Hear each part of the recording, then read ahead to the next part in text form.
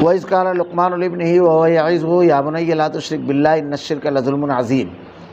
اور جب کہ لقمان نے واعظ کرتے ہوئے اپنے لڑکے سے فرمایا کہ میرے پیارے بچے، اللہ کے ساتھ شریک نہ کرنا، بے شک شرک بڑا بھاری ظلم ہے۔ سب سے پہلی نصیحت حضرت لقمان نے جو اپنے بیٹے کو کی تو شرک سے بچنے کی تلقین کی، اور پچھلے ہفتہ بڑی تفصیل کے ساتھ تقریباً پورا درس اسی پر گفتگو کی۔ اللہ رب العالمین نے یہاں پر ارشاد فرمایا ہے، حضرت لقمان کہتے ہیں کہ بے شک شرک بڑا بھاری ظلم ہے۔ علامہ ابن کثیر رحمۃ اللہ علیہ نے بڑی پیاری تعریف کی ہے ظلم کی۔ ظلم کہتے ہیں وضع الشیء فی غیر محلہ، کسی چیز کو اس کے غیر مقام پر رکھ دینا، یہ ظلم ہے۔ کسی بھی شے کو اگر آپ اس کے مقام سے ہٹا کر کے دوسری جگہ رکھ دیتے ہیں تو یہ ظلم ہو جاتا ہے۔ جیسے مثلاً آپ نے بہت قیمتی جوتا لیا، اب کوئی آدمی اس کو ہاتھ میں یا سر پر نہیں پہنے گا کہ 12,000 15,000 کا ہے تو چلو اس کی جگہ بدل دیتے ہیں۔ بہت ہلکی ٹوپی اگر ہے تو اس کو اس کے مقام سے ہٹا کر کے آدمی دستانہ نہیں بناتا ہے یا پیروں میں نہیں پہنتا ہے۔ کسی چیز کو اس کے مقام سے ہٹا دینا اصل میں ظلم ہوتا ہے۔ اور شرک اس معنی میں ظلم ہے کہ ہم لوگ بندوں کو بندے کے مقام سے ہٹا کر کے رب کے مقام پر جا کر ملا دیتے ہیں۔ ایک آدمی اللہ کا بندہ ہے، وہ بندوں میں نیک ہو سکتا ہے، حتیٰ کہ بندوں میں سب سے زیادہ نیک بھی، جیسے اللہ کے نبی صلی اللہ علیہ وسلم، اللہ رب العالمین کے سب سے زیادہ شکر گزار، سب سے زیادہ فرما بردار بندے۔ تو ایسا ہو سکتا ہے کہ بندوں میں سب سے اعلیٰ مقام پر فائز ہو، بندوں میں صدیقین میں ہو، شہداء میں ہو، انبیاء میں ہو، لیکن وہ بندگی سے نکل کر کے خدائی تک نہیں جا سکتا۔ اب اس کو اس مقام تک لے کر جانا، یہ ہوا شرک، اور یہی ہے ظلم۔ دوسری چیز، ظلم گناہ کو بھی کہا جاتا ہے، شرک کو بھی ظلم کہا گیا۔ اللہ نے قرآن میں ارشاد فرمایا الذین آمنوا ولم یلبسوا ایمانہم بظلم، جن لوگوں نے ایمان کے ساتھ ظلم کی آمیزش کی۔ تو صحابہ کرام نے اللہ کے نبی سے پوچھا، اللہ کے رسول، ہر آدمی سے تھوڑا بہت تو ظلم ہو جاتا ہے، کچھ نہ کچھ معاملہ ہو جاتا ہے، تو کیا اس پر نجات نہیں ہے؟ اللہ کے نبی نے ارشاد فرمایا، اسی آیت کی تلاوت کی، ان الشرک لظلم عظیم، کہ یہاں ظلم سے مراد شرک ہے۔ ظلم کو قرآن میں گناہ کو بھی ظلم کہا گیا، جیسے حضرت آدم علیہ السلام سے جب اللہ رب العالمین کے حکم کی خلاف ورزی ہوئی اور آپ شیطان کے بہکانے پر وہ درخت کا پھل آپ نے اور اماں حوا نے کھا لیا، تو اللہ رب العالمین سے جب انہوں نے دعا مانگی تو جملہ یہی تھا اس میں، ربنا ظلمنا، اے رب، اے ہمارے رب، ہم نے اپنے آپ پر ظلم کیا، وَإِن لَّمْ تَغْفِرْ لَنَا وَتَرْحَمْنَا لَنَكُونَنَّ مِنَ الْخَاسِرِينَ، تو ہماری مغفرت فرما، ہم پر رحم فرما، ورنہ ہم بڑے گھاٹے اور خسارے میں رہیں گے۔ حضرت یونس علیہ السلام کو جب مچھلی کے پیٹ میں ڈالا گیا تو آپ نے وہاں پر جو دعا کی اس کے الفاظ یہی ہیں، لا الہ الا انت سبحانک انی کنت من الظالمین، ورنہ میں ظالموں میں سے ہو جاؤں گا۔ تو نافرمانی کو بھی ظلم کہا جاتا ہے، اور سب سے بڑی نافرمانی، سب سے بڑا گناہ اللہ رب العالمین کے ساتھ کسی کو شریک کرنا ہے۔ تو اولاد کی تربیت میں سب سے پہلی چیز جو اسے بتائی جائے وہ یہ ہے شرک، تاکہ اس کی تمام نیکیاں ضائع ہونے سے بچ جائے اور اللہ رب العالمین کا رحم اس کو ملے۔ اور پھر اللہ کے نبی صلی اللہ علیہ وسلم کی وہ جو حدیث ہے کہ رائے کے ذرے کے برابر بھی اگر ایمان رہے گا تو اللہ رب العالمین جبار و قہار بھی ہے، غفور الرحیم بھی ہے، چاہے سزا دے چاہے معاف کرے، لیکن مشرک کو معاف نہیں کرے گا، تو اس کے بعد اللہ رب العالمین رائے کے ذرے کے برابر بھی ایمان رہے گا تو جنت میں داخل کرے گا۔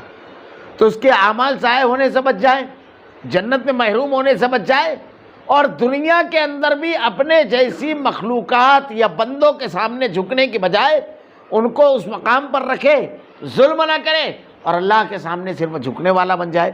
یعنی دنیا اور آخرت دونوں کو اگر سنوارنا ہے تو سب سے پہلی چیز اس کو شرک کے بتانا ہے کہ تجھ کو شرک نہیں کرنا ہے، چاہے کچھ بھی ہو جائے۔ اللہ کے نبی صلی اللہ علیہ وسلم نے ارشاد فرمایا، او قتلتا او حرکتا، شرک مت کرنا، چاہے قتل کر دیے جاؤ چاہے جلا دیے جاؤ، لیکن اللہ کے ساتھ کسی کو شریک نہ کرنا۔ کتنا سنگین جرم ہے شرک کو اللہ کے ساتھ شریک کرنا۔ بڑی مشہور حدیث ہے کہ اللہ کے نبی صلی اللہ علیہ وسلم نے ارشاد فرمایا بنی اسرائیل میں 2 لوگ تھے، یہ دونوں سفر کر رہے تھے، ایک بستی میں پہنچے تو اس بستی کے لوگوں نے کہا کہ تم کچھ نہ کچھ ہمارے بت کے اوپر چڑھاؤ۔ انہوں نے کہا ہمارے پاس کچھ نہیں ہے۔ بولے کچھ نہ کچھ چڑھانا ہے، چاہے ایک مکھی۔ تو ان میں سے ایک نے کہا میں مسلمان ہوں، اللہ کے علاوہ کسی اور پر کوئی چیز نہیں چڑھاتا، کیونکہ اللہ نے کہا وما احل لغیر اللہ بہ وما احل بہ لغیر اللہ، اللہ کے علاوہ کسی اور پر چڑھایا ہوا حرام ہے، تو اللہ کے علاوہ کسی اور پر نہیں چڑھاتا۔ دوسرے نے سوچا مکھی ہے، کیا بڑی چیز ہے کہ کوئی، اس نے ایک مکھی پکڑ کر کے چڑھا دی اور اس نے انکار کر دیا، اب اس کو قتل کر دیا گیا جس نے مکھی چڑھانے سے انکار کیا۔ اللہ کے نبی صلی اللہ علیہ وسلم نے ارشاد فرمایا کہ اسی بنیاد پر اس کو اللہ رب العالمین نے جنت میں ڈالا، اور جس نے ایک مکھی چڑھائی تھی اس کی بنیاد پر اس کو اللہ نے جہنم میں ڈالا، اس لیے کہ یہ معمولی چیز نہیں ہے۔ اللہ رب العالمین کا جو حق ہے، اللہ رب العالمین کا جو مقام ہے، وہ کسی بندے کو دینا یہ اللہ سے بغاوت اور سرکشی ہے، اور اللہ رب العالمین اس کو معاف نہیں کرے گا۔ دنیا کے اندر بھی دیکھیے کہ جو حکومتیں ہوتی ہیں ان کو تو حکومتوں کا معاملہ ایسا ہو کہ چھوٹے موٹے جرائم پر الگ الگ سزائیں ہیں، لیکن ایک جرم ایسا ہوتا ہے کہ جو ملک سے غداری کا ہو، انٹی نیشنل جو آدمی ہوتا ہے، تو اس کے بارے میں کہیں پر کوئی سمجھوتا نہیں کیا جاتا ہے، بلکہ قانون ہوتا ہے کہ اگر وہ ہتھیار کے ساتھ ہے تو دیکھتے ہی ساتھ اس کو چھوڑ کر دیا جائے، اگر وہ ہتھیاروں سے لیتا ہے انٹی نیشنل، کیونکہ وہ ملک کو توڑنے کی کوشش کر رہا ہے تو ملک کا غدار ناقابل معافی ہوتا ہے۔ اب اللہ رب العالمین نے اس پوری کائنات کو بنایا اس خالق و مالک کی ملکیت تسلیم کرنے کے بجائے اس کا تمام کی تمام چیزیں اس کی اپنی ہیں، اس سے مانگنے کے بجائے دوسرے سے مانگا جائے، اس کے ساتھ کسی کو شریک کیا جائے، یہ اللہ کے ساتھ بغاوت اور سرکشی ہے، اس لیے سب سے سنگین جرم ہے۔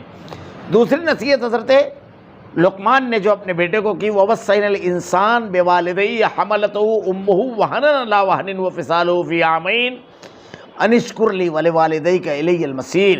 ہم نے انسان کو ان کے ماں باپ کے متعلق نصیحت کی کہ اس کی ماں نے دکھ پر دکھ اٹھا کر اسے حمل میں رکھا اور اس کی دودھ چھڑائی 2 برس ہے، کہ تم میری اور اپنے ماں باپ کی شکر گزاری کر، تم سب کو میری ہی طرف لوٹ کر آنا ہے۔ اللہ رب العالمین نے یہ ارشاد فرمایا ہے۔ دیکھیے ماں باپ والدین جو ہیں ان کے بارے میں جو کچھ قرآن و حدیث میں ہے، قرآن کا اگر آدمی مطالعہ کرے تو اللہ رب العالمین نے 3 چیزیں جوڑے سے بیان کی ہیں۔ ایک اطیع اللہ و اطیع الرسول، اطاعت کرو اللہ کی اور اس کے رسول کی۔ دوسری چیز اللہ رب العالمین نے اقیموا الصلاۃ وآتوا الزکوٰۃ، نماز اور زکوٰۃ کو ساتھ ساتھ بیان کیا۔ اور تیسری چیز اگر آپ دیکھیں گے تو اکثر مقامات پر شرک سے ممانعت، والدین کی نافرمانی سے ممانعت، توحید کا بیان اور والدین کی اطاعت کا بیان۔ اللہ نے ارشاد فرمایا وَقَضَىٰ رَبُّكَ أَلَّا تَعْبُدُوا إِلَّا إِيَّاهُ وَبِالْوَالِدَيْنِ إِحْسَانًا قُلْ تَعَالَوْا وَاتْلُوا مَا حَرَّمَ رَبُّكُمْ عَلَيْكُمْ أَلَّا تُشْرِكُوا بِهِ شَيْئًا وَبِالْوَالِدَيْنِ إِحْسَانًا۔ یہاں پر بھی پیچھے اللہ نے یا بنی لا تشرک باللہ ان الشرک لظلم عظیم ووصینا الانسان بوالدیہ حملته امہ وہنا علی وہن، اس کے ساتھ بیان فرمایا والدین کی فرما برداری اور والدین کے ساتھ حسن سلوک کرنا کتنی اہم چیز ہے۔ اللہ کے نبی صلی اللہ علیہ وسلم کے پاس ایک مرتبہ ایک صحابی اور آ کے کہنے لگے کہ اللہ کے رسول، میں چاہتا ہوں کہ اللہ رب العالمین کے راستے میں جہاد کروں، شہید ہو جاؤ اللہ کے راستے میں لڑتا ہوا، تاکہ اللہ رب العالمین مجھ سے راضی ہو جائے۔ کہا کس لیے؟ تاکہ اللہ راضی ہو جائے اور مجھ کو جنت عطا کرے۔ اللہ کے نبی نے ارشاد فرمایا تو جنت چاہتا ہے؟ صحابی نے ارشاد فرمایا ہاں اللہ کے نبی۔ کہا تیرے والدین نے؟ کہا ہاں۔ کہا بڑھاپے کو پہنچ چکے ہیں؟ کہا ہاں۔ کہا جا کر کے ان کی خدمت کر، اللہ رب العالمین تجھ کو جنت دے گا۔ ایک صحابی اللہ کے نبی صلی اللہ علیہ وسلم کے پاس آئے جہاد میں جانے کے لیے۔ آپ نے پوچھا کہ تم اپنے والدین کو ناراض چھوڑ کر آئے ہو یا راضی؟ تو صحابی نے ارشاد فرمایا اللہ کے رسول وہ ناراض۔ کہا جا کر کے پہلے ان کو راضی کرو۔ اللہ کے نبی صلی اللہ علیہ وسلم سے ایک صحابی نے آ کر کے پوچھا کہ اللہ کے رسول میرے والدین کا کتنا حق ہے میرے اوپر، میرے باپ کا؟ کہا تو خود تیرے باپ کا ہے۔ اللہ کے نبی صلی اللہ علیہ وسلم سے ایک صحابی نے آ کر کے کہا اپنے والد کے بارے میں پوچھا کہ میرے ساتھ ذرا سختی کا معاملہ کرتے ہیں۔ اللہ کے نبی نے ارشاد فرمایا وہ جنت کے دروازوں میں سے ایک دروازہ ہے، تو چاہے اس کو توڑ کر ضائع کر دے چاہے اس کو بچا لے۔ اللہ کے نبی سے ایک صحابی نے آ کر کے دریافت کیا، اللہ کے رسول صلی اللہ علیہ وسلم میرے اوپر سب سے زیادہ حق کس کا ہے؟ کہا تیری ماں، کہا پھر کہا تیری ماں، کہا پھر تیری ماں، اس کے بعد کہا تیرے باپ کا۔ اللہ کے نبی نے ارشاد فرمایا ماں کے جو تین حقوق بیان کیے گئے ہیں، اللہ کے نبی نے جو بیان فرمائے، اس کے اسباب بھی کچھ چیزیں ایسی ہوتی ہے جو ماں اکیلی اٹھاتی ہے وہ تکلیف، اس میں باپ شریک نہیں ہوتا ہے۔ جیسے مثلا پیٹ میں بچہ جو 9 مہینے تک رہتا ہے، یہ تنہا اکیلی ماں تکلیف اٹھاتی ہے۔ اللہ رب العالمین نے یہیں پر اس کے بارے میں ارشاد فرمایا وَوَصَّيْنَا الْإِنسَانَ بِوَالِدَيْهِ حَمَلَتُهُ، اس کی ماں نے دکھ پر دکھ اٹھا کر اسے حمل میں رکھا۔ ہر مہینہ اس کا جسم بڑھتا ہے بچے کا، اور اس کے بعد 9 مہینے تک وہ تکلیف اکیلی اٹھاتی ہے۔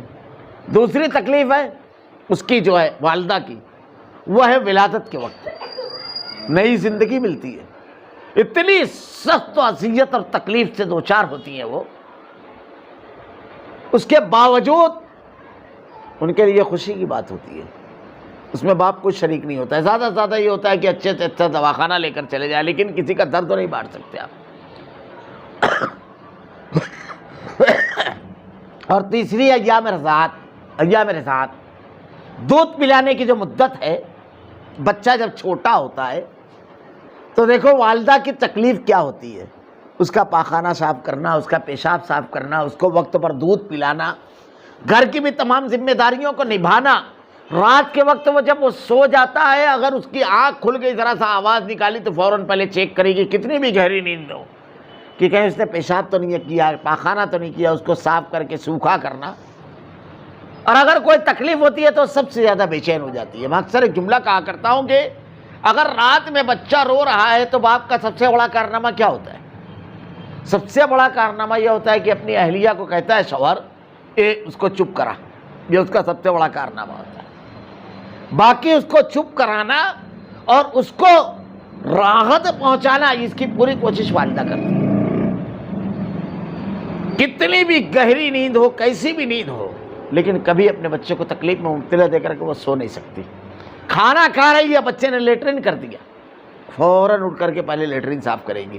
ہم لوگوں کو، میں تو اکثر کہتا بھی ہوں کہ بچپن سے پڑھتے تھے والدین کی اطاعت اور فرما برداری والدین کا مقام، لیکن میں خود کا ذاتی واقعہ جو میرے ساتھ ہوا کہ ماں کا اتنا زبردست درجہ کیوں بیان کیا گیا، ہوا یہ کہ میری پہلی بچی تھی، ایک مرتبہ ایسا ہوا میں کھانا کھانے کے لیے بیٹھا، اب وہ گود میں آ کر کے بیٹھ گئی، کھانا کھا رہا تھا، اچانک مجھ کو ہلکی سی بدبو کا احساس ہوا، تو میں نے کہا بو کہاں سے آ رہی ہے؟ تو ہماری والدہ سمجھ گئی، کہنے لگی تو دوسری طرف چہرہ کر، اور بچی کو فوراً اشارہ کیا، وہ ہماری اہلیہ اس کو اٹھا لی، اور کہا دوسری طرف چہرہ کر کر کے جا کر کے کپڑا تبدیل کر لے۔ لیکن میں نے اپنے ترنگ میں بیٹھا رہا، اب جیسے ہی بچی کو اٹھائی ایک دم بھرپور بدبو جب اس کی لگی، مجھ کو قے ہو گئی، اس کے بعد میں کھا نہیں سکا۔ لیکن میں نے اپنی اہلیہ کو دیکھا کہ وہ بچی کو دھلا کر کے سب چیزوں سے فارغ ہو کر کے بیٹھ کر کے اطمینان سے کھانے لگی، تو میں بالکل خاموش بیٹھا ہوا تھا۔ میں یہی سوچ رہا تھا کہ میں نے بھی ایسے بچپن گزارا ہے، تو میں نے اپنی امی کی طرف دیکھ رہا تھا، تو کہنے لگی کیا ہوا، طبیعت بگڑ گئی؟ کہا نہیں، تیرا مقام تو پہلے سے قرآن و حدیث سے پڑھا تھا، لیکن آج زیادہ سمجھ میں آیا، آج سمجھ میں آئی وہ بات۔ جس چیز کی ہلکی سی بو کے بعد میں کھانا نہیں کھا سکا، وہ اطمینان سے وہ پورا کام کرنے کے بعد آ کر کے بیٹھ کر کے کھا رہی ہے ایک دم اطمینان کے ساتھ۔ ہر قسم کی تکلیف اپنے بچے کے لیے اٹھانے والی۔ اللہ کے نبی صلی اللہ علیہ وسلم نے اسی لیے ماں کے جو تین درجات بیان کیے، اور غور کرو میڈل 3 ہی رہتے ہیں، ایک سونے کا ہوتا ہے، ایک چاندی کا ہوتا ہے، اور ایک کانسے کا، 3 ہی میڈل ہوتے ہیں، تینوں عورت کو مل گئے۔ جو لوگ بولتے ہیں اسلام میں عورت کے کیا مقام، یہ مقام ہے اسلام میں۔ اللہ کے نبی صلی اللہ علیہ وسلم نے ارشاد فرمایا اپنے والدین کے سلسلے میں، ایک بات یاد رکھنا چاہیے، اللہ کے نبی صلی اللہ علیہ وسلم نے جو والدین کے بارے میں اطاعت اور فرما برداری کا جو حکم دیا، کسی مرحلے میں ان کی نافرمانی نہیں کر سکتے سوائے ایک مرحلے کے، وہ آگے آ رہی ہے عبید۔ اللہ تعالیٰ نے والدین کے بارے میں ارشاد فرمایا اگر تمہارے والدین بڑھاپے کو پہنچ جائے تو ان کو اف بھی نہ کرو، اف لکما ولا تنہرہما وقل لہما قولا کریما، اگر وہ کچھ کہہ دیتے ہیں تو اف کرنا تو بہت دور کی بات ہے، بلکہ ان کے لیے ہاتھ اٹھا کر کے دعا کرنا ہے، وقل رب ارحمہما کما ربیانی صغیرا۔ اللہ ہم جیسے چھوٹے تھے، معصوم تھے، ہمارے لیے ان لوگوں نے اپنی خواہشات کو، اپنی تمناؤں، اپنی آرزوؤں کو، سب چیزوں کو قربان کیا رب العالمین۔ ہمارے اوپر جیسے ان لوگوں نے رحم فرمایا، اللہ ان کے اوپر تو رحم فرما رب العالمین۔ اللہ کے نبی صلی اللہ علیہ وسلم نے ارشاد فرمایا والدین کے بارے میں کہ اگر والدین کی وفات ہو جائے، والدین اگر انتقال کر جائیں، والدین کی موت ہو جائے، تو آدمی اگر علم نہ ہونے کی وجہ سے اور نہ جاننے کی وجہ سے والدین کے ساتھ وہ رویہ نہ کر سکا ہے، تو اس کا یہ ہے کہ والدین کے لیے اتنی دعا کرے، ہر دعا میں والدین کو یاد رکھے۔ اللہ کے نبی صلی اللہ علیہ وسلم نے ارشاد فرمایا والدین کے حقوق میں سے ایک حق یہ بھی ہے کہ والدین کی وفات کے بعد ان کے جو رشتہ دار، ان کے جو دوست و احباب ہیں، ان کے ساتھ عزت و تقریب کے ساتھ پیش آئے جائے۔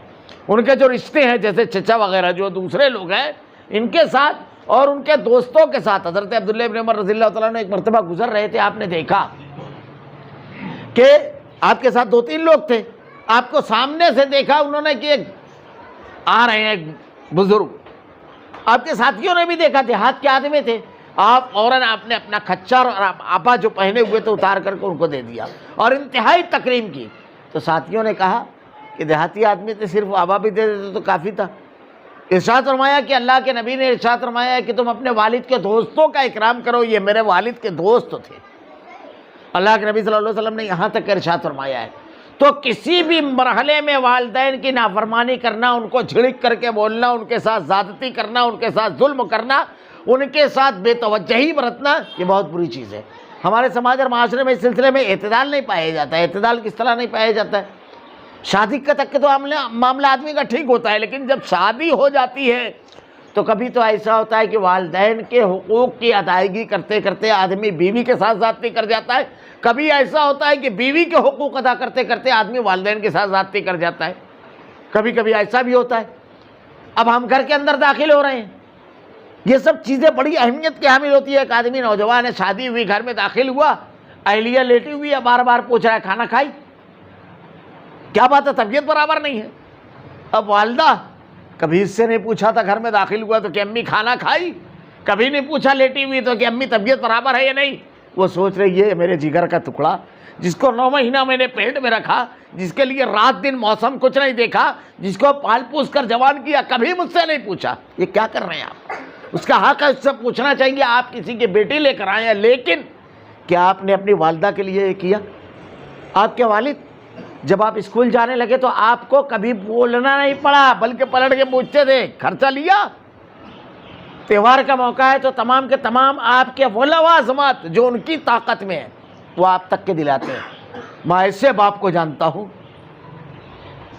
کہ رمضان المبارک کے آخری ایام میں اپنے بیٹے کو لے کر کے وہ مارکیٹ پہنچا، اس کی جیب میں کل جو پیسے تھے اس وقت، کچھ پرانی بات ہے، 700 روپیہ، جس میں اس کے پروگرام کے مطابق 300، 350، 400 تک کے اپنے بیٹے کا جوڑا دلا دینا، اس کے بعد چپل بنیان وغیرہ سب لے لینا۔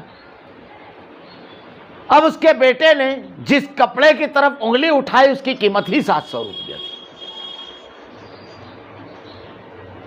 مگر اس نے انکار نہیں کیا۔ اس کے بعد ایک حادثہ ہوا، وہ کپڑا دیکھتے دیکھتے بچہ ایک دوسرا اس سے زیادہ قیمتی کپڑا دیکھنے لگا، تو باپ بیٹے کے بیچ میں کھڑا ہو گیا تاکہ ادھر نہ اٹھا دے، اور اگر ادھر اٹھائے گا تو میرا جیب تو اس کی اجازت نہیں دیتا، لیکن بچے کو نہ میں نہیں بول پاؤں گا۔ اس نے کچھ نہیں خریدا۔ یہ بڑے ہونے کے بعد یاد نہیں رہ جاتا، پھر آدمی اپنے والدین سے پوچھتا ہے کہ خرچہ لگے گا، ان کو بنا زبان کھولے ان کے ہاتھ میں رکھ دینا، ان کی جیب میں ڈال دینا، ان کو زبان کھولنے کی ضرورت نہ محسوس ہو۔ والدہ کتنا خیال رکھنا چاہیے اس کا، اس سے پوچھنا، اس کو اہمیت دینا۔ ہم یہ جو جیب میں رکھ کر کے اپنی اہلیہ کے لیے لے جاتے ہیں، بالکل اجازت ہے اس کی، لیکن ہم کو پال پوس کر انہوں نے جوان کیا ہے کہ ان کو اندازہ نہیں ہے، ان کو سمجھتا نہیں ہے۔ کبھی ہم نے اپنے ماں باپ کے لیے بھی الگ سے اہمیت دی کہ ان کے لیے کچھ لے کر کے جائیں، کیا ان کو احساس نہیں ہوگا؟ یہ بڑی اہم چیزیں ہوتی ہیں انسانی زندگی کے اندر۔ اللہ تعالیٰ نے یہ والدین کے بارے میں ارشاد فرمایا ہے، والدین کی دعا اولاد کے حق میں کوئی بیچ میں آڑ اور پردہ نہیں ہوتا، اللہ رب العالمین قبول فرماتا ہے۔ ہمارے یہاں میں اکثر کہتا ہوں کہ لوگوں میں بڑا عظیم مزاج ہے کہ نیک آدمی متقی آدمی کو تلاش کرتے ہیں کہ وہ ملے تو اس سے درخواست کرتے ہیں کہ ہمارے لیے دعا کرو، بہت اچھی چیز ہے، بہت اچھی ہے۔ اللہ کے نبی نے اس کا حکم بھی دیا ہے کہ کوئی نیک متقی آدمی ہو تو اس سے دعا کی درخواست کی جاتی ہے، لیکن یہ چیز ہمارے اپنے گھر میں موجود ہوتی ہے۔ والدین کا آپ دل خوش کر دیجئے، ان کی زبان سے اگر الفاظ نکل گئے، دعا نکل گئی تو عرش اور اس کے درمیان کچھ نہیں ہے۔ اللہ رب العالمین اولاد کے حق میں والدین کی دعا کو قبول فرماتا ہے، صرف وہ اتنا کرنا ہے بس۔ یہ آج کے جو امام حرم ہیں ان کا واقعہ بڑا مشہور ہے کہ بچپن میں انہوں نے شرارت کی اور ان کی والدہ نے ان کے لیے ہاتھ اٹھا کر کے دعا کی، اللہ اس کو حرم کا امام بنا دے۔ خود پورا واقعہ بیان کیا انہوں نے، اور اتنا بیان کرنے کے بعد کہ میری والدہ کی دعا کا نتیجہ ہوں، اس کے بعد آگے بات نہیں کر پا رہے تھے۔ والدین اگر ان کی دعائیں اور ان کا دل خوش رہا، ان کی دعائیں نکلتی رہی تو حادثات راستے تبدیل کر دیں گے، کامیابیاں تمہارے دروازے پر دستک دیں گی اور تم کو خود بلانے کے لیے آئے گی۔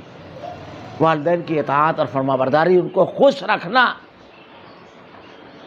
مگر والدین کی اطاعت اور فرما برداری کے بجائے آدمی ایسا رویہ گھر کے اندر اختیار کرے جس کی وجہ سے ان کو اذیت پہنچے۔ ایک ڈاکٹر صاحب ہم کو بیان کر رہے تھے کہ ایک ہی آدمی کا واقعہ، یہ کڑوی سچائیاں ہیں ہمارے معاشرے کی، معمولی چیزیں نہیں ہیں، ایک ہی آدمی کا واقعہ کہ وہ شخص اپنی ماں کو لے کر کے آیا آج جمعہ کے روز۔ اب جب جمعہ کے روز ان کی ماں کو لے کر کے آیا تو ہوا یہ تھا کہ وہ کھڑی ہوئی تو چکر آ گئی کمزوری کی وجہ سے۔ ڈاکٹر صاحب نے چیک کیا، کہا کہ عمر بھی کافی ہو چکی ہے تو کمزوری کی وجہ سے یہ کچھ ٹانک وغیرہ لکھ دیتے ہیں۔ کہا ڈاکٹر صاحب اس کی ضرورت نہیں ہے، پھل بھی میں روز لے کر آتا ہوں، گھر میں بھی بہت اچھا پکتا ہے۔ کہا دیکھو بزرگی ہے، تھوڑا سا کچھ ایکسٹرا انرجی مل جائے تو بہتر رہے گا۔ کہا نہیں اس کی کوئی ضرورت نہیں ہے، روزانہ پھل لاتا ہوں میں اور سب گھر میں رکھا رہتا ہے، کوئی مسئلہ نہیں ہے۔ لے کر چلا گیا۔ دوسرے ہفتے میں ٹھیک جمعہ کے روز اپنی اہلیہ کو لے کر کے آیا۔ اس کا معاملہ یہ ہوا تھا کہ وہ ذرا تھا کھڑی ہوئی اور چکر آ گیا۔ ڈاکٹر صاحب کے پاس بتانے کے لیے وہی شخص آیا۔ ڈاکٹر صاحب نے کہا کہ اس عمر میں جو عمر ہے، جوانی کی عمر ہے، کبھی کبھی ایسا ہوتا ہے، یہ کوئی چیز نہیں ہے کہ بیٹھے رہے کافی دیر تک کہ اچانک اٹھے تو اندھیرا چھا جاتا ہے، چکر آ جاتا ہے۔ ایک مرتبہ ہوا نہ، کہا ہاں، تو کہا کوئی بات نہیں، یہ ہوتا رہتا ہے، نارملی ہے، کوئی معاملہ نہیں۔ مگر بولے ڈاکٹر صاحب، ارے بولے کوئی مسئلہ ہی نہیں ہے، یہ ہوتا رہتا ہے۔ بولے ڈاکٹر صاحب کوئی ٹانک وغیرہ لکھ دیجیے۔ ارے بولے اس کی ضرورت ہی نہیں ہے۔ بولے نہیں لکھ دیجیے۔ سر ہو گیا وہ اور لکھوا کر گیا۔ یہ رویہ اللہ رب العالمین نے ان کی اطاعت اور فرما برداری، ان کی دلجوئی، ان کو خوش رکھنا۔ اللہ کے نبی صلی اللہ علیہ وسلم کے پاس ایک صحابی نے کہا کہ میرے مال میں سے کچھ بھی لے لیتے ہیں میرے والد، کتنا حق ہے؟ کہا تو خود تیرے باپ کا ہے، خود اپنے والدین کو خوش رکھنا، ان کی اطاعت کرنا، ان کی فرما برداری کرنا، ان کی دلجوئی کرنا اور ان کے ساتھ اچھا رویہ اختیار کرنا۔ ایک جملہ یاد رکھنا چاہیے کہ والدین کا نافرمان، ماں باپ کا نافرمان جو ہوتا ہے وہ ماں باپ کا صرف نہیں، اللہ کا نافرمان ہے، اس لیے کہ اللہ نے ماں باپ کی فرما برداری کرنے کا حکم دیا ہے، ماں باپ کے ساتھ اچھائی کرنے کا حکم دیا اللہ رب العالمین نے۔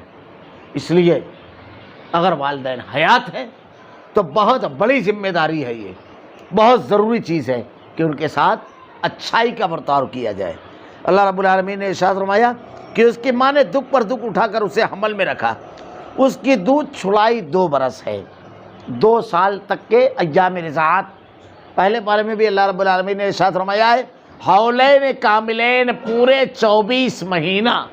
اگر عورت دودھ پلانا چاہے تو یہ زیادہ سے زیادہ مدت ہے۔ اب اگر اس سے کم میں بھی اگر دودھ چھڑا دیتی ہے، مطلب 1.5 سال میں، 1.25 سال میں، تو بھی کوئی بات نہیں ہے، لیکن یہ کہ بچے کو تکلیف دے کر کے نہیں، اگر وہ کھانے لگے اس سے پہلے بھی چھوڑ دے ہوئے، لیکن زیادہ سے زیادہ مدت جو ہے وہ کامل 2 سال ہے۔ تو میری اور اپنے ماں باپ کی شکر گزاری کر، تم سب کو میری ہی طرف لوٹ کر آنا ہے۔ اللہ کی شکر گزاری جس نے اس دنیا میں ہم کو پیدا کیا، اور والدین کی شکر گزاری اور ان کی فرمانبرداری، ان کے ساتھ اچھا سلوک، جس کی وجہ سے ہم اس دنیا میں آئے، جس کی بنیاد پر، جو دونوں کے ملن کی بنیاد پر، نکاح کرنے کی بنیاد پر ہمارا وجود اس دنیا میں آیا، جو سبب بنے۔ وَإِن جَاهَدَاكَ عَلَىٰ أَن تُشْرِكَ بِي مَا لَيْسَ لَكَ بِهِ عِلْمٌ،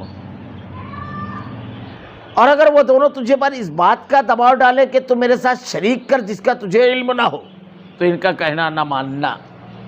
یہی ایک موقع ہے، یہی ایک جگہ ہے جہاں والدین کی نافرمانی، مطلب ان کی بات نہیں ماننے آدمی یہ کر سکتا ہے، یہی ایک مقام ہے۔ عقیدے کے اندر کوئی سوداگری نہیں ہوگی۔ اللہ کی ذات و صفات میں شرک کرنے کے لیے اگر والدین بھی کہیں جن کے بارے میں خوب اللہ تعالیٰ حکم دے رہا ہے ان کو بنا کرنا، ان کی فرما برداری کرنا، ان کے ساتھ اچھائی کا برتاؤ کرنا، ان کے ساتھ بہتر طریقے سے رہنا، اللہ کے نبی ارشاد فرما رہے ہیں کہ کیا حق ہے ان کا۔ آدمی حصول جنت کے لیے ادھر ادھر کوشش کرتا رہتا ہے، گھر میں والدین موجود ہے بس ان کی خدمت کرتا رہے، اللہ رب العالمین نے یقین دلایا ہے کہ جنت ہے۔ لیکن ان کے بارے میں اللہ تعالیٰ ارشاد فرما رہا ہے کہ اگر وہ بھی شرک کی تعلیم دے ہوئے کچھ شرک کرنے کا کہے تو ان کا حکم نہیں ماننا ہے۔ مخلوق کی فرما برداری میں، مخلوق کی اطاعت میں، مخلوق کی رضامندی میں خالق کی نافرمانی نہیں کی جائے گی۔ لا طاعت المخلوق لمعصیت الخالق، خالق کی نافرمانی، اللہ کی نافرمانی نہیں کی جائے گی۔ اب یہ تو والدین ہیں، جب ان کے بارے میں یہ حکم دیا گیا ہے تو اب دوست ہیں، وہ 11 میں بلا رہے ہیں، لوگ چلے جا رہے ہیں، پوجا پاٹ کی ہے، مٹھائیاں مل رہی ہیں، لوگ اس کو کھا لے رہے ہیں، تعلق ہے، رشتہ داری ہے، گلی محلے کے لوگ ہیں، دوست و احباب ہیں، چلو ان کے ساتھ غلط کام کر رہے ہیں۔ جب والدین کے کہنے پر ایسا کام جو شرک کا ہے، جو اللہ کی نافرمانی والا ہے، اس کو نہیں کر سکتے ہیں، تو کسی اور کے کہنے پر کوئی اور رشتہ جو باقی رہے ٹوٹے، کوئی زیادہ فرق نہیں پڑتا ہے، اسباب وہاں پر دیکھے جائیں گے۔ لیکن یہاں تو ایسا ہے کہ اگر والدین کافر بھی ہیں، مشرک بھی ہیں، شرک کی تعلیم دینے والے بھی ہیں، تو اللہ رب العالمین نے ارشاد فرمایا ان کے ساتھ اچھائی کا سلوک کرنا، ان کے ساتھ۔ تو اللہ رب العالمین نے ان کے بارے میں ارشاد فرمایا ان کی بھی نہیں ماننا ہے، یعنی عقیدے میں کوئی سوداگری نہیں کرنا ہے، کوئی تعلق، ہر محبت، ہر چیز عقیدے کے بعد، اس سے پہلے کچھ نہیں ہے، ہر چیز عقیدے کے بعد ہے، توحید کے بعد ہے ہر چیز۔ اللہ کے نبی صلی اللہ علیہ وسلم نے ارشاد فرمایا مومن کون ہے؟ وہ جو توحید قبول کرنے کے بعد شرک و کفر کرنا ایسا ہی اس کا تصور ہو جیسے آگ میں جلا دیا جانا۔ اگر آپ قرآن و حدیث کا مطالعہ کریں تو کیسی کیسی قربانیاں دی ہیں لوگوں نے۔ آپ ان لوگوں کا واقعہ، جن لوگوں کو خندق والوں کا واقعہ جو قرآن میں بیان کیا گیا ہے، خندق کھود کر کے آگ جلا کر کے پوری قوم کو اس میں ڈال دیا بادشاہ نے، لیکن انہوں نے عقیدے کی سوداگری نہیں کی۔ تو یہ بڑی اہم چیز ہے۔ ایک ہی جگہ ہے والدین کی بات نہیں ماننا ہے، لیکن نہیں ماننے کا طریقہ کار کیا ہونا چاہیے؟ نرمی کے ساتھ ان کو سمجھائے، اور وہ کتنا بھی دباؤ ڈالے، کتنا بھی اس کو کریں، نہیں ماننا ہے۔ حضرت سعد ابن ابی وقاص رضی اللہ تعالیٰ عنہ صحابی ہیں، ان کے والدہ نے جب دیکھا کہ یہ ایمان اور عقیدہ نہیں چھوڑ رہے ہیں، تو یہ اپنی والدہ سے بڑی محبت کرتے تھے، تو ان کی والدہ نے کہا بیٹا اگر تم میری بات نہیں مانے گا، اگر جو بت پرستی پہلے کرتے تھے، جو تمام چیزیں گھر میں چلتی تھی، اگر وہ نہیں کرے گا تو یاد رکھ میں نہ کھانا کھاؤں گی، نہ نہاؤں گی، اور نہ دھوپ میں سے چھاؤں میں آؤں گی۔ اب عرب کی دھوپ کیسی، یہ والدہ کو سمجھاتے رہے، والدہ نے نہیں مانا، ضد پکڑ لی۔ انہوں نے والدہ کے سامنے جا کر کھڑے ہو کر کے ارشاد فرمایا، یہ تکلیف میں بے چین ہو گئی وہ، تو یہ جاتے ہیں اپنی والدہ کے سامنے کھڑے ہوتے ہیں اور اس کے بعد کہتے ہیں کہ آپ سے بہت محبت کرتا ہوں، آپ کی معمولی سی تکلیف بے چین کر دیتی ہے، بےقل کر دیتی ہے، لیکن اللہ کی قسم اگر اللہ رب العالمین آپ جیسی 100 مائیں دے تو سب عقیدے پر قربان کر دوں گا، لیکن عقیدے کی سوداگری نہیں کروں گا۔ بہت اہم چیز ہے، یہ نہیں کرنا ہے۔ لیکن اگر وہ اس کی تعلیم دے تو ان کو نرمی کے ساتھ سمجھانا ہے، نرمی کے ساتھ ان کو کہنا ہے کہ یہ میں نہیں مانوں گا، اللہ کی نافرمانی نہیں، جس نے تم کو، مجھ کو اور تمام لوگوں کو پیدا کیا ہے، اس کی نافرمانی نہیں کروں گا۔ ہاں دنیا میں ان کے ساتھ اچھی طرح بسر کرنا، ان کے ساتھ فلا تطعهما وصاحبهما فی الدنیا معروفا، اور دنیا کے معاملات میں جب وہ کوئی بات کہے تو اس کو نرمی کے ساتھ سن کر کے اس کو ماننا، اور ان کے ساتھ دنیا کے معاملات میں انتہائی اچھا برتاؤ کرنا، اچھا طریقہ کار اختیار کرنا۔ ایسا نہیں ہے کہ اگر ان کا عقیدہ صحیح نہیں ہے، ان کا عقیدہ درست نہیں ہے تو ہم اپنا برتاؤ اور رویہ ان کے ساتھ بدلنے میں بہت سارے واقعات ایسے ہیں کہ اسلام قبول کرنے کے بعد جب لوگوں نے اسلامی تعلیمات پر عمل کرتے ہوئے اپنے والدین کی فرمانبرداری کی، اپنے والدین کے ساتھ اچھا سلوک کیا، تو اس کی بنیاد پر ان لوگوں نے اپنے بیٹے میں جب یہ تبدیلی دیکھی تو کہا یہ تو بڑا اچھا مذہب ہے، اور اس کے بعد ان لوگوں نے اپنے بیٹوں کی دعوت پر اسلام قبول کر دیا۔ یعنی یہاں پر تو اور زیادہ ذمہ داری بڑھ جاتی ہے کہ اگر عقیدہ توحید اللہ رب العالمین نے اس نعمت سے سرفراز کیا ہے تو ہمارا اخلاق، ہمارا رویہ ایسا ہونا چاہیے کہ دوسرے تمام بچوں سے بالکل الگ ہو جائے اگر دوسرے لوگوں میں شرک اور پایا جاتا ہے، اور اگر نہ بھی ہو تو بھی ہمارا رویہ ایسا ہونا چاہیے کہ ان کا دل نرم ہو جائے اور وہ ہمارے سلسلے میں بالکل نرمی کا معاملہ کرے، مگر یہ اس وقت ہوگا جب ہمارا رویہ، ہمارا اخلاق، ہمارا معاملہ، ہماری توجہ، ہماری خدمت، ہماری فرمانبرداری، ان کو اہمیت دینا، یہ سارے اعمال ہمارے اندر رہیں گے۔ الفاظ سے کچھ نہیں ہوتا ہے، کردار سے سب کچھ ہوتا ہے۔ تو اللہ رب العالمین نے ارشاد فرمایا کہ اگر وہ شرک کو بھی تعلیم دیں وَلَا تُطِعْهُمَا وَصَاحِبْهُمَا فِي الدُّنْيَا مَعْرُوفًا، اور ہاں دنیا میں ان کے ساتھ اچھی طرح بسر کرنا اور اس کی راہ چلنا جو میری طرف جھکا ہوا ہے، وَاتَّبِعْ سَبِيلَ مَنْ أَنَابَ إِلَيَّ، کون سا طریقہ اختیار کرنا، کون سا راستہ اختیار کرنا؟ سبیل المومنین، اللہ کے نیک متقی بندوں والا طریقہ اختیار کرنا چاہیے۔ اللہ تعالیٰ نے ارشاد فرمایا ہے وَمَن يُشَاقِقِ الرَّسُولَ مِن بَعْدِ مَا تَبَيَّنَ لَهُ الْهُدَىٰ وَيَتَّبِعْ غَيْرَ سَبِيلِ الْمُؤْمِنِينَ نُوَلِّهِ مَا تَوَلَّىٰ وَنُصْلِهِ جَهَنَّمَ وَسَاءَتْ مَصِيرًا، کہ سبیل المومنین کو چھوڑ کر کے جو کوئی اور راستہ اختیار کرے گا اللہ رب العالمین اسی کی طرف اس کو ڈال دے گا۔ اہل ایمان کا طریقہ کیا تھا؟ حضرت ابوبکر صدیق رضی اللہ تعالیٰ عنہ کے والد حضرت قحافہ، ان کے بارے میں آپ نے اللہ کے نبی صلی اللہ علیہ وسلم نے ارشاد فرمایا کہ اے اللہ کے رسول ان کے لیے دعا کیجئے کہ اللہ رب العالمین ان کو ہدایت دے۔ فتح مکہ کے موقع پر اللہ کے نبی صلی اللہ علیہ وسلم نے ان کو جیسے ہی توحید کی دعوت دی فوراً قبول کر لیا انہوں نے، اللہ نے دل کو نرم کر دیا۔ حضرت ابو ہریرہ رضی اللہ تعالیٰ عنہ اپنی والدہ کے ساتھ رہتے تھے، اللہ کے نبی صلی اللہ علیہ وسلم سے کہہ رہے ہیں کہ اللہ کے رسول میری والدہ کے لیے دعا فرمائیے، مسلسل آپ کی خدمت میں لگے ہوئے ہیں، مسلسل آپ کے ساتھ اچھا برتاؤ کر رہے ہیں، دعوت دے رہے ہیں۔ اللہ کے نبی نے گھر جانے کا حکم دیا، جب گھر گئے تو اندر سے والدہ کی آواز آتی ہے کہ بیٹے ذرا سا رک جا میں غسل کر رہی ہوں۔ اس کے بعد جب اندر داخل ہوئے فوراً کلمہ پڑھ لیا۔ تو اپنے والدین کی ہدایت کے لیے دعا بھی کرنا اور عام حالات میں بھی ان کے لیے دعا کرنا کہ رب العالمین ان کے ساتھ عافیت کا معاملہ کر، ان کے ساتھ اچھائی اور خیر کا معاملہ کر، یہ صحابہ کرام کا طریقہ تھا۔ اللہ کے نبی صلی اللہ علیہ وسلم نے بھی اپنے رشتہ داروں کے بارے میں جو حکم دیا ہے ان کے ساتھ خیر خائی اور اچھائی کا برتاؤ کرنا۔ حضرت حذیفہ رضی اللہ تعالیٰ عنہ کے والد عتبہ مکہ کے بڑے سرداروں میں تھے اور بہت ذہین آدمی تھے۔ غزوہ بدر میں جب ان کو قتل کیا گیا، مشرک تھے یہ، تو حضرت حذیفہ رضی اللہ تعالیٰ عنہ جو تھے ان کا چہرہ تھوڑا سا اداس، اللہ کے نبی صلی اللہ علیہ وسلم نے دریافت کیا کہ تم اپنے والد کے بارے میں، تو آپ نے ارشاد فرمایا نہیں، مجھ کو یہ امید تھی، یہ بہت سمجھدار سنجیدہ اور بڑے باشعور آدمی تھے، مجھ کو امید تھی کہ یہ ہدایت قبول کر لیں گے، لیکن انہوں نے ہدایت نہیں قبول کی، اس کا مجھ کو افسوس ہے۔ تو عقیدے کے معاملے میں لیکن اس کے باوجود والدین سے جو محبت ہے، ان کی جو اطاعت ہے، ان کی جو فرمانبرداری ہے وہ کرنا اور وہ راستہ اختیار کرنا جو اہل ایمان کا راستہ ہے، نیک وکار لوگوں کا راستہ نہیں ہے۔ یہ نہیں ہے کہ آدمی اپنے والدین کو جھڑکے، ان کے ساتھ سختی کا معاملہ کرے، ان کے اوپر کوئی توجہ نہ دے، وہ بڑھاپے کو پہنچ جائے تو ان کو ایسے ہی چھوڑ دے، یہ نیکوکار لوگوں کا معاملہ نہیں ہے۔ بلکہ ہم نے بارہا ایک واقعہ سنا ہوگا، میں صرف اشارہ کر دوں، بنی اسرائیل میں 3 لوگ اللہ کے نبی صلی اللہ علیہ وسلم نے ارشاد فرمایا والدین کا فرمانبردار مستجاب الدعوات ہوتا ہے، وہ جس کی دعا قبول ہو۔ اللہ کے نبی صلی اللہ علیہ وسلم نے ارشاد فرمایا بنی اسرائیل کے 3 لوگ سفر کر رہے تھے، اچانک تیز بجلی چمکی، بادل گڑگڑائے اور تیز بارش شروع ہو گئی۔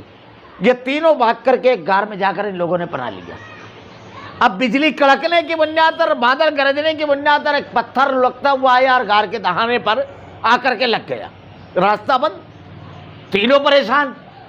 تو تینوں نے ایک دوسرے سے کہا کہ ایسی نیکی کا تذکرہ کر کے دعا مانگو جو صرف اللہ کی رضا کے لیے تم لوگوں نے کی ہے، ہم لوگوں نے کیا ایسی نیکی صرف اللہ کی رضا کے لیے۔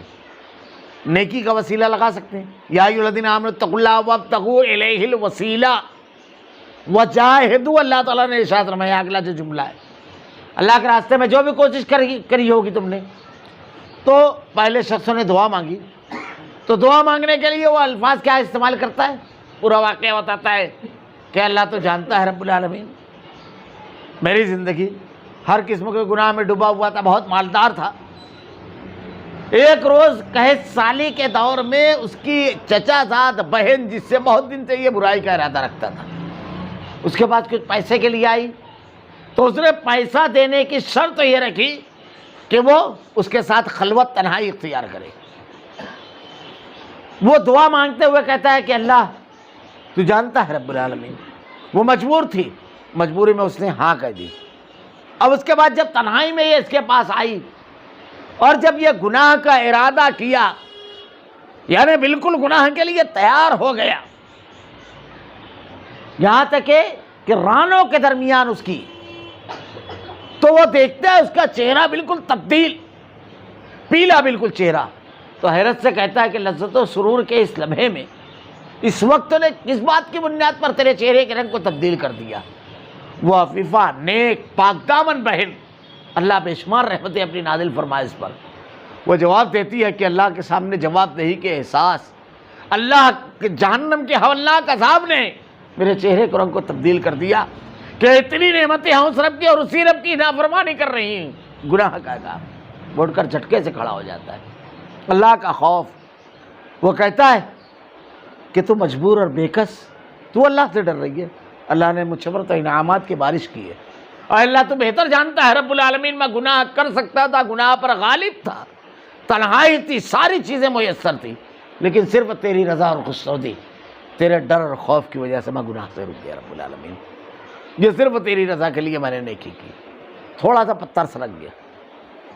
اس کے بعد دوسرا آدمی اپنی نیکی بیان کرتا ہے کہ اس کے پاس کسی آدمی نے جو ہے ملازمت کی، کچھ کام کیا، اب وہ تنخواہ پر کچھ بحث تکرار ہو گئی. جب بحث تکرار ہو گئی تو وہ تنخواہ لیے بغیر چلا گیا. تو اس نے اس سے ایک بکری خریدی. اب اس بکری نے بچے دیے.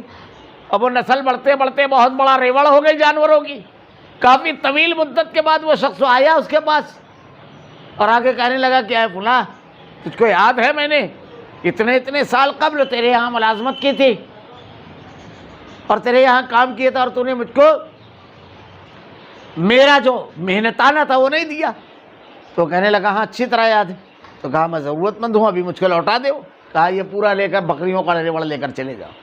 تو کہا تم مجھ سے مذاق کرتا ہے؟ کہا نہیں، یہ تیرا ہی ریوڑ ہے. پھر اس کو تفصیل بتائی. کہا اللہ تیری رضا کے لیے، ورنہ کمزور کا حق مارنا یا اس کو اتنا ہی دے دینا، یہ تمام چیزیں. تیسرے نے اب تھوڑا سا پتھر اور ہٹا. تیسرے نے واقعہ بیان فرمایا کہ اس کا معاملہ یہ تھا کہ والدین اس کو بڑھاپے کے پہنچ گئے تھے اور اتنے بوڑھے ہو گئے تھے کہ اٹھ بیٹھ نہیں سکتے تھے، اور یہ چرواہا تھا، بکریاں چراتا تھا. تو چرواہا جب بکریاں چرا کر کے آتا تو پہلا کام یہ تھا کہ اپنے والدین کا منہ دھلاتا، ان کا چہرہ دھلاتا اور ان کے اپنے ہاتھ سے دودھ ان کو پلاتا. اس کے بعد اپنی بیوی اور بچوں کو کھلاتا پلاتا. ایک روز بکریاں لے کر کے دور نکل گیا. جب واپس لوٹا تو والدین کی آنکھ لگ چکی تھی. رات بھر پیالہ لے کر کے سرہانے کھڑا رہا. بیوی اور بچے بھوکے سو گئے کہ کب والدہ کی آنکھ کھلے گی، اور اسی وقت پیالہ. اے اللہ صرف تیری رضا اور خوشنودی کے لیے. پتھر اتنا سرک گیا کہ دونوں کے لیے، تینوں کے لیے راستہ بن گیا. تو والدین کا اطاعت اور فرما برداری کرنے کی بنیاد پر اللہ رب العالمین نے اس کی دعا کو بھی قبول کیا. تو اللہ رب العالمین نے والدین کی اطاعت اور فرما برداری کے بارے میں جو حکم دیا ہے، ان کی راہ ہے، نیک لوگوں کا راستہ یہ ہے کہ والدین کی اطاعت اور فرما برداری کرتے ہیں اور اللہ کے نازل کردہ احکامات پر عمل کرتے ہیں. تمہارا سب کا لوٹنا میری ہی طرف ہے. تم جو کچھ کرتے ہو اس سے پھر میں تمہیں خبردار کر دوں گا. جو کچھ آدمی اپنے گھر میں کرتا ہے، باہر نکل کر کے بہت ڈینگ رہا مار رہا ہے کہ میرا ایسا معاملہ، میرا ویسا معاملہ، لیکن گھر کے اندر تنہائی میں والدین کے ساتھ جو کچھ کر رہا ہے سب اللہ رب العالمین قیامت کے روز اس کے سامنے لے آئے گا. سب کے سب چیزیں اور سب اللہ بیان فرمائے گا. یا بنی انہا ان تک مثقال حبۃ من خردل فتکن فی صخرۃ او فی السماوات او فی الارض یاتی بہ اللہ ان اللہ لطیف خبیر. بڑا عنوان ہے، مزید وہ ترجمہ پڑھ دوں گا انشاءاللہ، آئندہ ہفتہ اس کی تفسیر بتاؤں گا. یا بنی اقیم الصلاۃ وامر بالمعروف ونہی عن المنکر واصبر علی ما اصابک ان ذلک من عزم الامور. پیارے بیٹے، اگر کوئی چیز رائی کے دانے کے برابر ہو، پھر وہ بھی کوا کھچی چٹان میں ہو یا آسمان میں یا زمین میں، ہوا میں، اسے اللہ ضرور لے آئے گا. اللہ بڑا باریک بین، بہت باخبر، بہت خبردار ہے. دیکھیے، پہلی چیز بندگی درست ہو، عقیدہ اگر صحیح ہوا. دوسرا، والدین کے بارے میں اگر آدمی ان کے حقوق ادا کرنے والا ہوا تو گھر کے معاملات درست ہو گئے. کیونکہ ایک آدمی اگر والدین کا نافرمان ہوگا تو ایسی نسل تیار کرے گا جو اس کی نافرمانی کرے گی. بچے جو ہوتے ہیں یہ سب کے سب سیکھتے ہیں اور یہ دیکھتے ہیں جس گھر میں والدین کی نافرمانی، ان کی بے عزتی کی جاتی ہے، ان کی طرف توجہ نہیں کی جاتی ہے، ان کی اپنی اولادیں بھی ویسی ہی ہوتی ہیں. ہمارے مالیگاؤں کا بڑا سچا واقعہ ہے کہ ایک شخص اپنے باپ کو کھینچ کر کے 2 ہاتھ مارا. جب تیسرا مارنے لگا تو باپ بڑی بلند آواز میں کہتا ہے، بیٹا رک جا، میں نے تیرے دادا کو 2 ہی ہاتھ مارا تھا. اور اس کے بعد ایک پتھر روڑ پر وہیں بیٹھ کر رونے لگا. بھوبو 3 نسل میں یہ واقعہ ہوا، 3 نسل. تو یہاں پر ہی وہ معاملہ ہو جاتا ہے. لیکن آدمی اگر والدین کا فرما بردار ہوتا ہے، ان کی خدمت کرنے والا، ان کا اکرام کرنے والا ہوتا ہے، تو ان کی اپنی اولاد بھی وہ دیکھتی رہتی ہے اور ان کا اکرام اور ان کی فرما برداری کرنے والی رہتی ہے. تو گھر کی اصلاح ہوتی ہے. اب اس کے بعد ذات کی اصلاح بڑی اہمیت کی حامل ہے. ایک آدمی گناہ سے کیسے بچے؟ ہر وقت تو گھر میں نہیں رہتا ہے کہ والدین روکو ٹوکے، ہر وقت تو نکاحوں میں نہیں رہتا ہے، بازار میں ہوتا ہے، مجلس میں ہوتا ہے، مختلف مقامات ہوتی ہیں جہاں گناہ کی دعوت دی جاتی ہے، جہاں اس کو گناہ کرنے کے مواقع میسر ہوتے ہیں، حالات ویسے بن جاتے ہیں. ایسا بھی ہوتا ہے. تو ایسے موقع پر وہ اپنے آپ کو کس طرح گناہ سے بچائے، کون سا نسخہ ہو سکتا ہے، کون سی چیز ہو سکتی ہے جو اس کو گناہ سے روکے گی. اولاد کی تربیت میں یہ بہت زیادہ ضروری چیز ہے. اسی کے باعث انشاءاللہ العزیز آئندہ ہفتہ رہے گی. اور پھر عمل میں سب سے زیادہ کس عمل کی اہمیت ہے جو بالکل پابندی کے ساتھ کر رہا ہے؟ اللہ رب العالمین نے اسی کی تفصیل بیان کی ہے کہ آخرت کا تصور، نماز کی پابندی، امر بالمعروف، لوگوں کو بھلائی کا حکم دینا اور برائی سے روکنا، یہ چیزیں بڑی اہمیت کی حامل ہیں. اللہ رب العالمین سے دعا ہے کہ رب العالمین شرک سے ہماری حفاظت فرما. رب العالمین والدین کے حقوق ادا کرنے کی توفیق دے. رب العالمین جن کے والدین گزر گئے ہیں، اللہ ان کے لیے خوب دعا کرنے کی توفیق دے اور ان سے جو منسلک رشتے ہیں، جو حقوق ہیں، ان کو ادا کرنے کی توفیق دے. رب العالمین الہ العالمین جو کچھ تیرے کلام میں تو نے بیان فرمایا، تیرے نبی نے جو کچھ احادیث میں بیان فرمایا، اس پر عمل کرنے کی توفیق دے. اللہ ہمارا خاتمہ ایمان پر فرما. ربنا لا تزغ قلوبنا بعد إذ هديتنا وهب لنا من لدنك رحمة إنك أنت الوهاب. سبحانك اللهم وبحمدك أشهد أن لا إله إلا أنت أستغفرك وأتوب إليك.